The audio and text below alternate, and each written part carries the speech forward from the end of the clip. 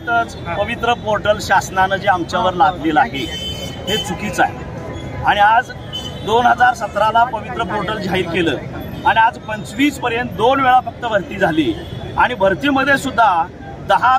Candidate देतो म्हणून सांगितलं होतं, पण प्रत्यक्षपणे त्या ठिकाणी एखादा दुसरा कॅन्डिडेट येतोय, काही ठिकाणी आलाच नाही कॅन्डिडेट, अशा पद्धतीची परिस्थिती झाली आणि यामुळं खरं तर शाळांना शिक्षक मिळण्याऐवजी अगदी 7-8 वर्ष त्या जागा रिक्त राहिल्या आणि त्यामुळे विद्यार्थ्यांचं शैक्षणिक नुकसान झालेलं आहे असं मला वाटतं आणि म्हणून पवित्र पोर्टलपेक्षा पवित्र विचार करून संस्था चालकांच्यावर लक्ष ठेवा, आमच्यावर लक्ष ठेवा, तुमच्या प्रशासनावर लक्ष ठेवा आणि खरोखरच जिथं चांगलं काम चाललंय त्याला न्याय द्यायचा प्रयत्न केला तर नक्की या विद्यार्थ्यांना चांगलं शिक्षण मिळेल। आपण भावी पिढी घडवायला लागलेलं आहे। खरं तर शिक्षण म्हणजे देशाची एक गुंतवणूक आहे, समाज घडवायचं काम शिक्षण करतंय। आज आपल्याला दिसतंय की खरं तर आम्ही हे पैसे वाचवले ते पैसे वाचवले, पण 10-15 वर्षानंतर याचे परिणाम तुम्हाला पाहायला मिळणार आहे आणि आज जी काही अराजकता मासताना आपल्याला दिसते, चुकीच्या पद्धतीने जाणताना काही पिढी दिसते आपल्याला, ह्याचं कारण फक्त आणि फक्त शिक्षणाकडे झालेलं दुर्लक्ष आहे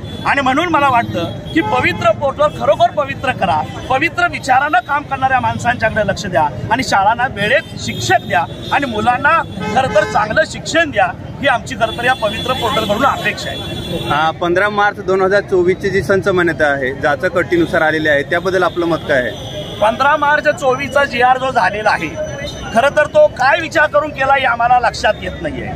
जिथं शिक्षक संपवायचा आहे आणि मग जर शिक्षकच संपत असेल आणि मग त्या शाळा ओस पडणार असतील, शिक्षक नसेल तर मराठी शाळेमधली मुलं मग कमी व्हायला लागलेले आणि आम्ही मग कुरकुरायचं की आमच्याकडे मुलं नाहीत। ज्या शाळेत शिक्षक आहे, ज्या शाळेत शिक्षणाचं चांगलं काम होतंय आणि अशा शाळांच्या मध्ये मुलं यायला हरकत नाही आणि मग कुठंतरी इंग्रजी माध्यमाच्या शाळा, सेल्फ फायनान्सच्या शाळा कमी पगारावल्या शिक्षकांना घेतात, शिक्षक हाय म्हणून त्या ठिकाणी मुलं जात आहेत। तेव्हा आम्हाला वेळेत शिक्षक द्या आणि मग 15 मार्च 24च्या GR मध्ये जर एक विद्यार्थी कमी पडला तर 0 शिक्षक होतोय, हा खरं तर अन्याय आहे। ज्या RTI प्रमाणे जे काही तुम्ही शिक्षक देणार आहात 30, 35 आणि 40 विद्यार्थ्यांना त्या प्रमाणात व्यवस्थित द्या, वेळेत द्या आणि शिक्षक जर आम्हाला शाळेत वेळेत मिळाला तर आमच्या मराठी शाळा वाचणार आहेत, अन्यथा तुम्ही अगदी अप्रत्यक्षपणे मराठी शाळा संपवायला लागलाय की काय असं समाजाचं मत झाल्याशिवाय राहणार नाही असं मला वाटतं। धन्यवाद सर।